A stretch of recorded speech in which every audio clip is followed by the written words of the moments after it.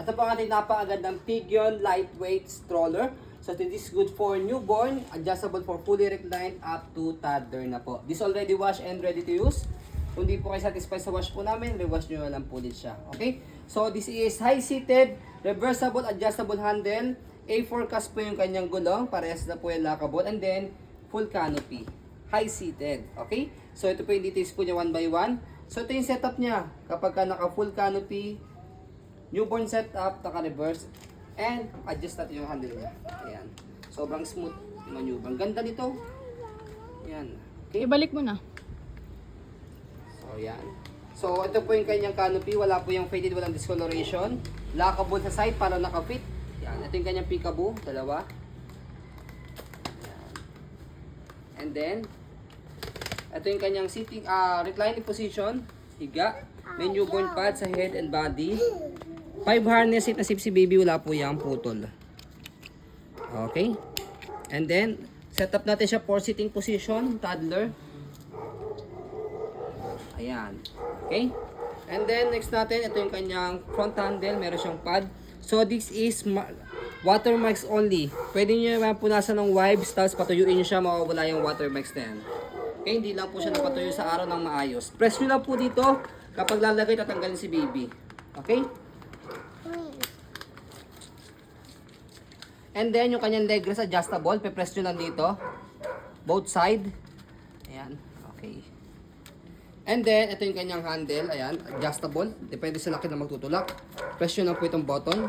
And then, yung kanyang handle wala siyang tear. Meron na po siyang 2 pieces bag hook. Okay? So, ayan. As you can see, yung kanyang gulong nag-swivel sa likod. Ayan. Pag ni-reverse natin siya, angat to. Shoot nyo rito. Yung gulong niya sa harapan, yun naman po yung mag-swivel. Ayan. So, yun po yung tinatawag na A4 cast. Ang purpose po yun for easy maneuver, left and right. Okay? So, pakita mo yung kanyang body frame sa harapan, footrest, tapos yung kanyang gulong. Tapos ito yung stopper niya sa harapan pag naka-reverse. Ayan. So, sa maselang seller, pwede po ito sa mga masaselang mga buyers. Ayan.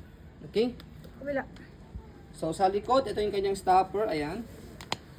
Tapos, yung basket niya. And then, dito siya ina-adjust. Kapag gusto nyo po siyang ihiga, shoot nyo lang yung daliri nyo rito and then pull down. Pag gusto nyo naman po siyang upo, hatakin nyo po itong dalawa. Ganun lang kadali. Okay, next natin kabilang side ng body frame. Ayan. Next natin, ayan, sa pag-fold po sa kanya. So, bago natin siya i-fold, destroy muna natin to make sure na wala siyang problem sa kanyang mechanism.